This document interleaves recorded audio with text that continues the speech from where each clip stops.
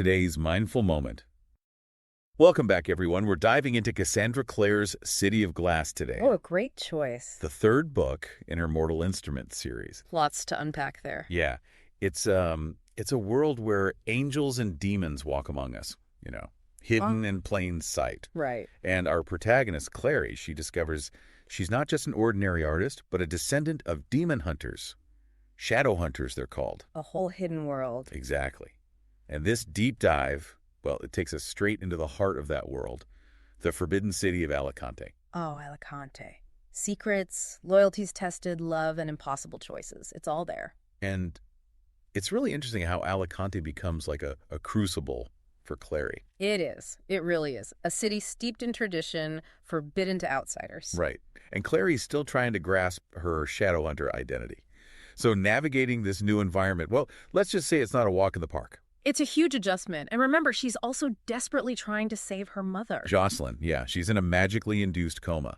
Exactly. That desperation fuels everything Clary does. She's not just adjusting to a new world, she's racing against time. It definitely leads to some impulsive decisions. It does. Decisions with some pretty big consequences. And those consequences, they ripple outwards, affecting everyone around her. Yeah. Let's talk about those relationships.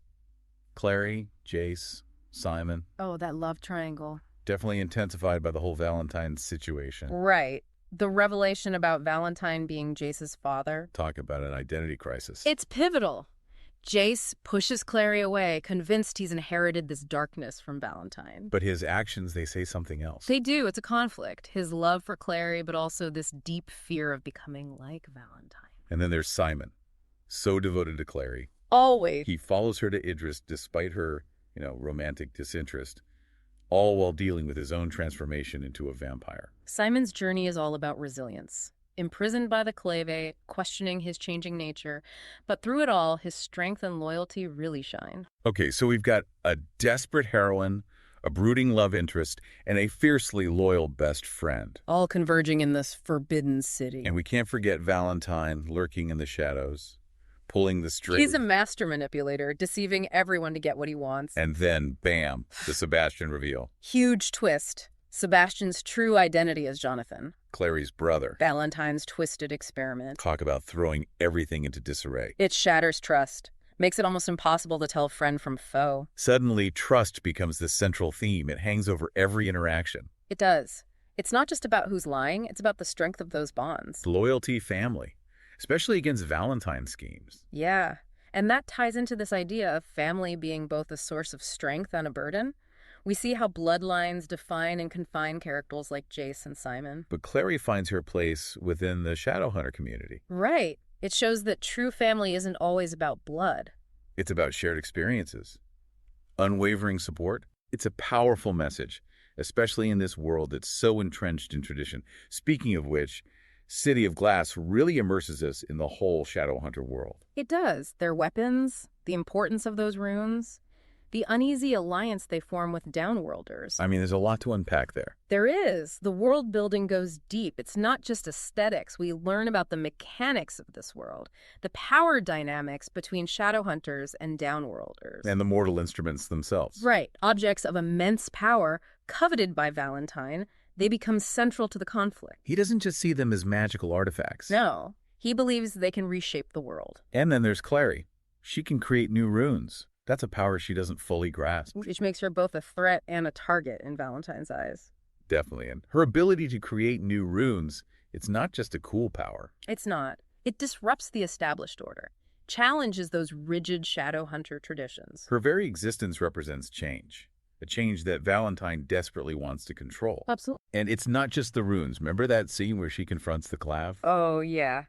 About their hypocrisy in condemning downworlders, but then relying on their help? Powerful scene. She's not afraid to speak truth to power, even if it challenges the status quo. Exactly. That scene really encapsulates Clary's role as a catalyst for change. She doesn't just accept the rules, she questions them. Forces those around her to confront some uncomfortable truths. She does. And her outsider perspective, it allows her to see the flaws in their system, to envision a different way forward. And that willingness to challenge the status quo, that's what makes Clary so compelling.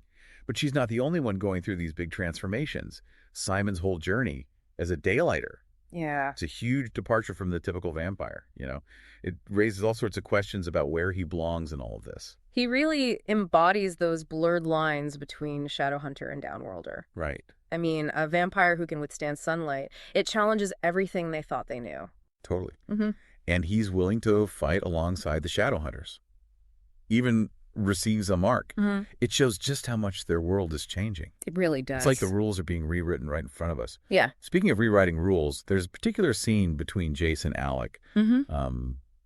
I have to ask you about it. I did not see that coming. A kiss. Yeah. It's a pivotal moment for sure. It challenges expectations, makes you confront your own assumptions, and it reveals a truth that Alec has been wrestling with throughout the series. It resonates on so many levels. Mm-hmm. We had hints about Alec's attraction to Jace, but to see it play out so explicitly in such a charged moment, it changes everything. It does. What's even more powerful, though, is how Jace responds. Yeah. He doesn't ridicule Alec. Yeah. He recognizes his struggle, even admits to being dishonest about his own feelings. It's a moment of vulnerability for both of them. I mean, Jace, for all his bravado, he knows what it means to hide who you are. He does. And he sees that in Alec, even if Alec isn't ready to fully embrace it. It's a turning point, that scene. It plants a seed that'll definitely grow in the later books. Adds another layer of complexity to their relationship. One that challenges the norms of the Shadowhunter world. It seems like City of Glass is constantly challenging those norms. Yeah.